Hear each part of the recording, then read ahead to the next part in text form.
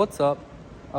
Today we are going to work on making this here fuel sending unit go into this fuel tank that is very weird looking. We got it pour 15 and for whatever reason it came out looking pretty funky.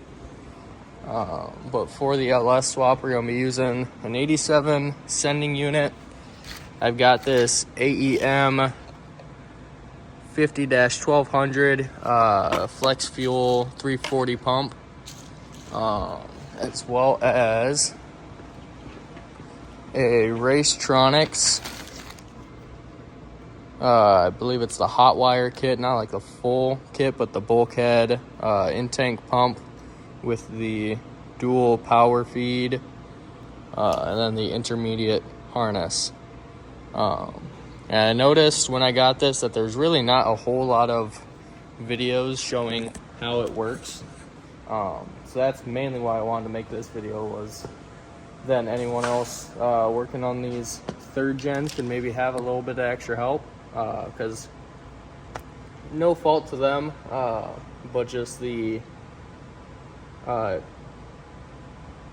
user friendliness, I guess, of it isn't very great in my opinion. They don't come with instructions or anything, and when I called looking for some info on it, they said that you had to first verify a purchase, and then they would let you into like a little forum type deal, which is where I kind of started finding some more info on it. So I'm gonna get into it and hopefully get it figured out.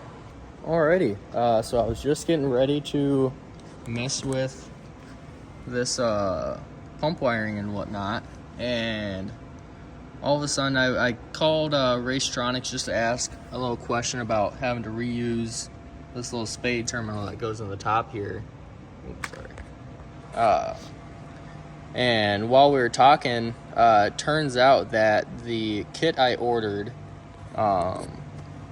which is just their $50 like in-tank pump upgrade kit,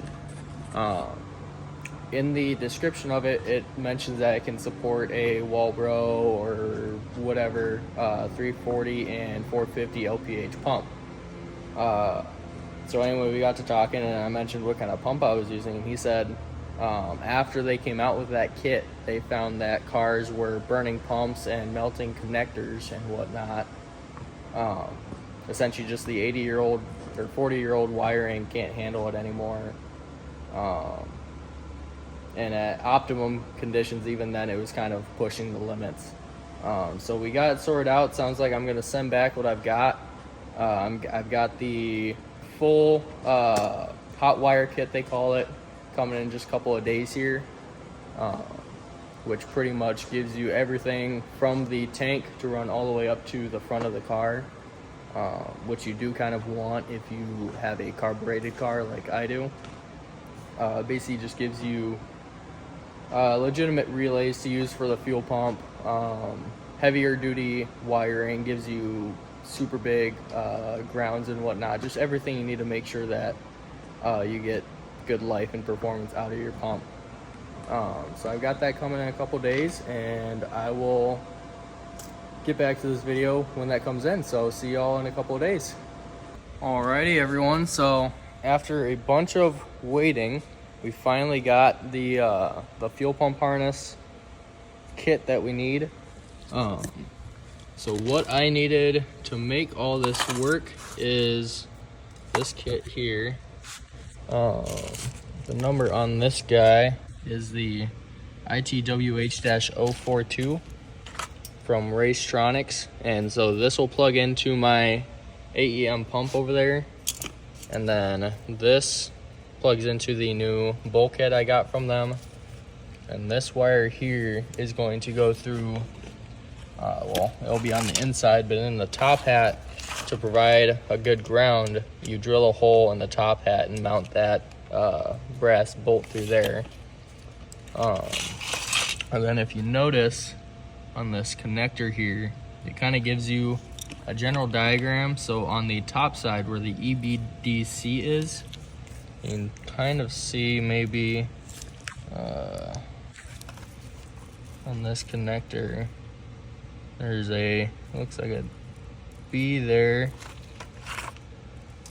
An E on the blue wire.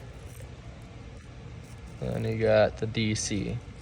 So essentially, when in, you want it to where the letters are sitting correctly. So EB should be on the top side. So it should sit like this. And then if you want to double check that, you can see obviously D goes to B. So D on this is the black wire. And if you go to plug this in, then B is going to be the second from the left, which is a black wire. So that's kind of how you can double check your work. But I'm going to work on putting this in. Also, this is just for your fuel level sensor, so that you can keep that. The blue wire is a positive, the red wire is a positive, and then obviously the black is ground. The reason they have two positives going in here, according to what the guy at Racetronix said and explained to me, is these pins that go through this bulkhead can only handle so many amps. And so in order to be able to sustain what this pump's going to be drawing, being that it's I think a 340 pump, I think they say it sustains like 17 amps, maybe up to 20 amps. And those little pins can only handle so many. So in order to take care of that, they essentially do a dual power feed. And I think these are 12 gauge. Let's see, 14 gauge. So the dual 14 gauge should be plenty to handle that. So that's a little tidbit there, but I am going to go ahead and drill a little hole in there. I don't know what size that is, I'll have to check it, but I will do that and then we will continue from there. All right, so it's been a couple days later. I had to wait for a couple responses back from Racetronix to get a couple tips on what exactly I was doing with this guy. So you can see we've made some progress. Essentially, I drilled, I think it was a 1/4 inch hole for this guy, this bolt here. And according to Racetronix, the way that's going to be installed is you run the bolt through first. I threw on some silicone just to be safe, but they did not say it's required. And then on the other side, we got your washer, a nut, the eye from the ground cable from the harness, and we got the copper split washer on top, and then your nut. So that's how that's done. With this bulkhead, I had to put that little locking metal piece there in a vise with a socket on top and squeeze down on that to get that pressed in. You will have to modify this bulkhead a little bit. You can kind of see I had to shave down the plastic there so that it wouldn't hit the line, and then I also cut off one of these little arms on the line to help clear it up. But otherwise that fits pretty well. And like I said before, just make sure that that black plastic piece is sitting in the right orientation. And then your purple wire pretty much just connects to your blue wire there for your level sending unit. One of the ground cables from the this in-tank harness is going to connect to that bolt there. And then otherwise it just plugs right into your pump. I have this kind of actually secured with a clamp.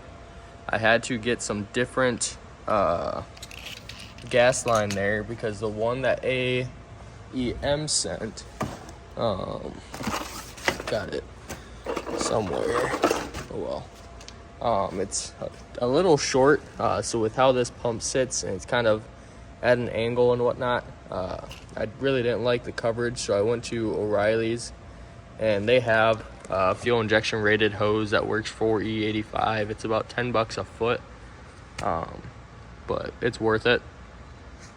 And I got that clamped on there, got the sock on, and then you can see that this fits in here pretty well. Kind of have to finagle it in there.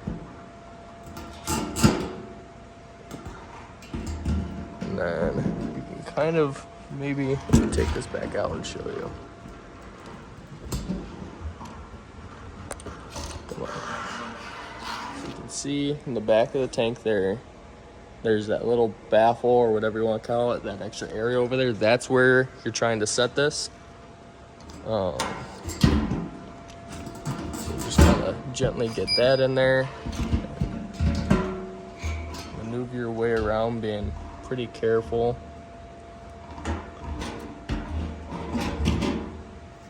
And she just sits right in there. Make sure this O-ring is just kind of hanging out right on. All right, sorry about that. The storage on my phone ran out, so I'll have to clear that out eventually. But as I was saying, you kind of just fit this pump right into these two kind of slots there. And I'll probably end up having to set my phone down to get this ring set, but essentially, once those locking tabs are in on either side, you set this ring in. You can see it's going to go into each of those channels, so you kind of just push it down and twist and get it started, which is a little difficult to do with one hand. Yeah, like pop out. But just get it started and then take a punch and just kind of knock it in until it locks. All right, so now that we got that locked in, you can see I've already gone ahead and snipped most of the ends on here. So this here is going to be your feed line. The second one's going to be your return. This, I believe, I think that's just a vent line or an evap line. And then this is your vent line, or vice versa. Either way, those don't matter too much. And then I'm waiting on some compression AN fittings on that. I guess I didn't have any. And then this guy is going to run kind of down by your other plug that's already in the car. Right over where that deal is hanging. And it's going to plug into the rest of this racetronix harness, which will have, in my case, the plug for that 2-pin, and then I've got to run my own single wire for the pump. But then the rest of this, you just kind of run along the frame. So I'll try to video that as I go. Hello, everyone. So it's been a hot minute since I left off on the last clip. I haven't gotten too much progress of under the car. But if you look, we got the tank, can't really see, but we got the tank back in, heat shields on, axle back in. And just to show you kind of what you're doing, so you've got up there, you can kind of see, that's the harness that comes out of the fuel hat. Here's the lines over here. So you have this harness run down over here, and in my case, since this was a carbureted car, I got their harness that plugs into my 2-pin connector there, which is just for the level sensor. And then down there, see if I can get up here, you can kind of see there's a 1-pin connector there that I got with the kit. And essentially I am running that over pretty much all the way up to the front of the car. So it goes into that relay there, and then from that relay it would go all the way up to the front of the car. which will follow this around. I pretty much just ran it along the fuel lines, which I made. I'll show you those. But I have it coming out right above the trans, and then it comes out right here. And from that 1-pin connector, I should mention, you have to run your own power wire that's going to be triggered by the ECM. And so that's going to go into the ECM wire there, and then for your just general power, so when your key is on, the fuel pump's running, you tap this into your alternator. So in my case, alternator is going to sit right here. There's a plug on the, or stud on the back of it that a power wire goes to, and you'll just add this onto there, and then that's all good. The only other things that came in the kit was like a extra grounding strap, just to give you a bit better of a ground, and then longer stud for the alternators and stuff like that. And then just to show you the fuel lines, waiting on a seal for the axle because we had some leakage there, but I've basically got the fuel lines running down from the tank. For the fuel feed, I've got a fuel filter there, and we come down, run kind of along where the stock fuel lines were, and then here, this is on the return side, but this is the E85 sensor. It's pretty cheap. You can get them for like 60 bucks on Amazon with this nice little holder, along with a plug. And then I got that running all the way up to where the fuel lines originally, they, on the other side, they come up to here and then go over the tunnel. So I went up over the tunnel and then out right over the trans, just like you saw. So I'll end up chopping those down, running them into the manifold right there, and then that side will pretty much all be good. And that's pretty much it. And I don't know if you guys saw, but little sneak peek, I guess. We got, I finished rebuilding the trans, so that's in there. Hopefully that's gonna work out well. We got the headers in, and it's a pretty tight fit. It took a lot of messing around and jacking up the engine and whatnot, but we got it in. You can see the nice new suspension here. So the car's coming along pretty good. I'm just about out of here for the day, but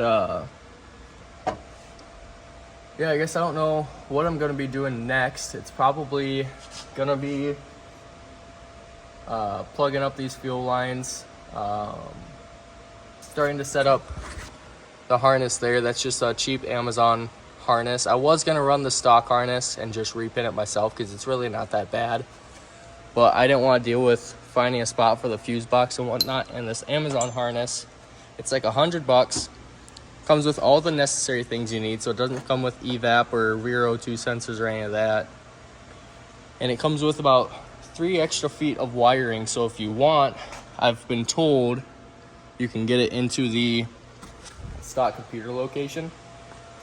If I have the room or the wiring for it, I'd like to go through the fender like factory did, but we'll see how it works out. If it works, it works. If not, I might just go to that HVAC delete plate and still get to look decent there. But otherwise, this is how she sits, and just wanted to finally give you guys an update. Not sure what the next video is going to be, but I'll try to start working on that here pretty soon, and hopefully get this project done real soon. I'm real excited to get it done. Once we get it running, I'll have to bring out my HP tuners kit and my laptop and start getting that done. But in the meantime, that's going to be the end of this video. Appreciate you guys for watching. Feel free to leave a like or a comment on anything you have questions on, or any tips or anything. Otherwise, I'll see you in the next one. Peace out.